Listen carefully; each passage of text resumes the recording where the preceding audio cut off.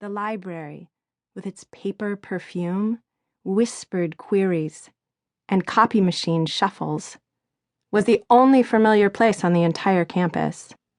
And there was Miss Rose. "How can I help you?"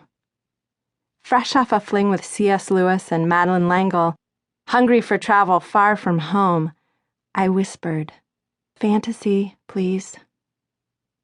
She smiled. "Follow me. I know just where to take you."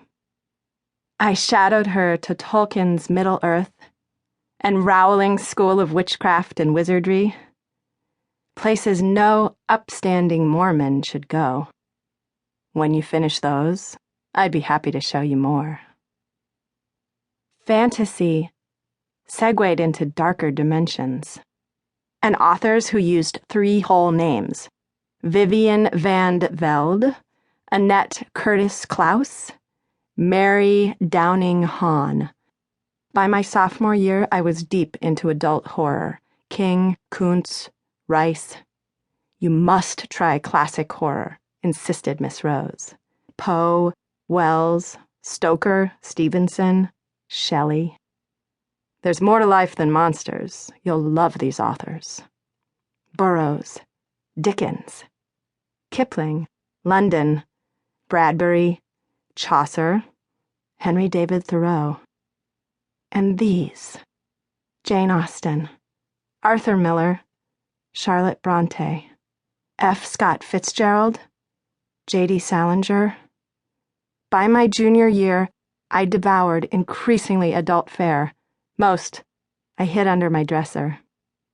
D.H. Lawrence, Truman Capote, Ken Kesey, Jean Auel, Mary Higgins Clark, Danielle Steele. I began to view the world at large through borrowed eyes more like those I wanted to own. Hopeful. I began to see that it was more than okay. It was, in some circles, expected to question my little piece of the planet. Empowered. I began to understand that I could stretch if I wanted to, explore if I dared, escape if I just put one foot in front of the other. Enlightened. I began to realize that escape might offer the only real hope of freedom from my supposed God-given roles, wife and mother of as many babies as my body could bear. Emboldened. I also began to journal.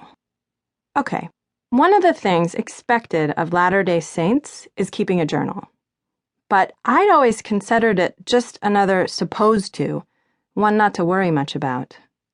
Besides, what would I write in a book everyone was allowed to read? Some splendid nonfiction chronicle about sharing a 3-bedroom house with 6 younger sisters, most of whom I'd been required to diaper? Some suspend your disbelief fiction about how picture-perfect life was at home? Forget the whole dysfunctional truth about Dad's alcohol-fueled tirades. Some brilliant manifesto about how God whispered sweet insights into my ear. Higher truths that I would hold on to forever once I shared them through testimony. Or maybe they wanted trashy confessions. Daydreams designed by Satan. Whatever. I'd never written but a few words in my mandated diary. Maybe it was the rebel in me. Or maybe it was just the lazy in me. But faithfully penning a journal was the furthest thing from my mind. Miss Rose had other ideas. One day, I brought a stack of books, most of them banned in decent LDS households, to the checkout counter. Miss Rose looked up and smiled. "You are quite the reader, Pattyn. You'll be a writer one day, I'll venture." I shook my head. "Not me. Who'd want to read anything I have to say?" She smiled. "How about you? Why don't you start with a journal?" So I gave her the whole lowdown about why journaling was not my thing.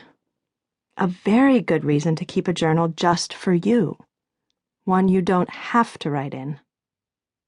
A day or two later, she gave me one. Plump, thin-lined.